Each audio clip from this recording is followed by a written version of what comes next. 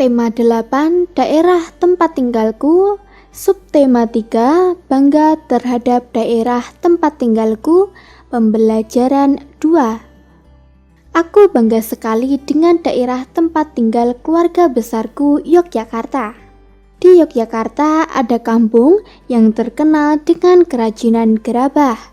Kampung itu bernama Kasongan. Kasongan terletak di Kabupaten Bantul, daerah istimewa Yogyakarta. Gerabah merupakan satu di antara karya 3 dimensi. Selain gerabah, benda-benda ukiran juga merupakan karya 3 dimensi. Apakah kamu dapat menyebutkan karya 3 dimensi lainnya? Dapatkah kamu menggambar benda 3 dimensi? Ayo kita belajar bersama-sama. Amatilah gambar benda-benda berikut.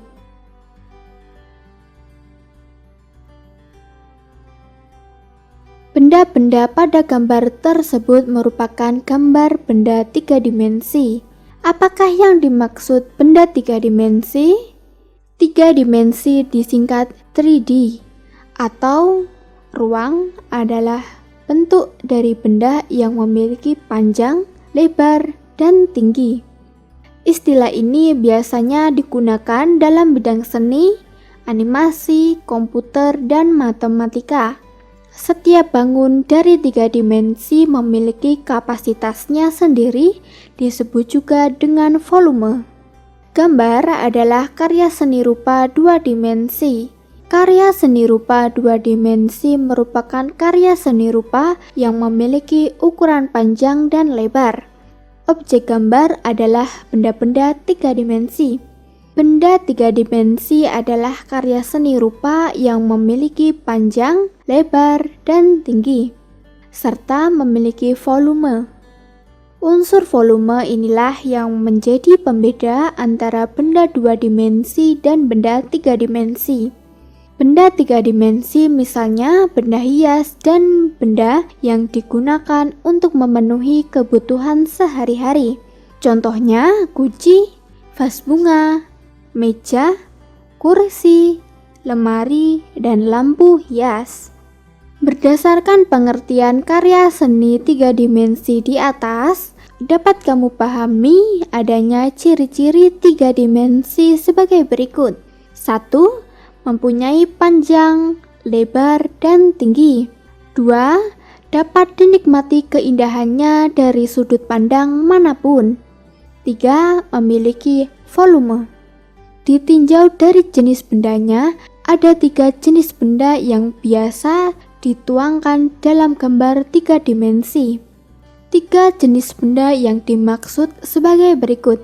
1. Benda kubistis. Benda kubistis adalah benda-benda yang berbentuk menyerupai bangunan kubus atau balok. Contohnya, kotak pensil, kotak tisu, meja, kursi, lemari, bak sampah, dan kulkas. Benda silindris. Benda silindris adalah benda-benda yang berbentuk menyerupai silinder atau elips. Contohnya botol, gelas, piring, mangkuk, teko, dan guci. 3. Benda bebas. Benda bebas adalah benda-benda yang bentuknya tidak beraturan. Contohnya buah-buahan, pepohonan, batu-batuan, dan benda alam lainnya.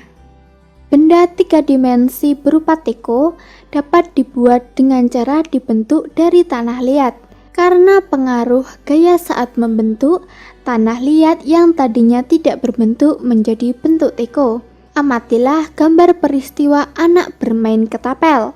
Paman menimba dengan ember dan perajin membuat gerabah berikut. 1. Anak bermain ketapel. Bermain ketapel dilakukan dengan menarik karet dan melepaskan karetnya.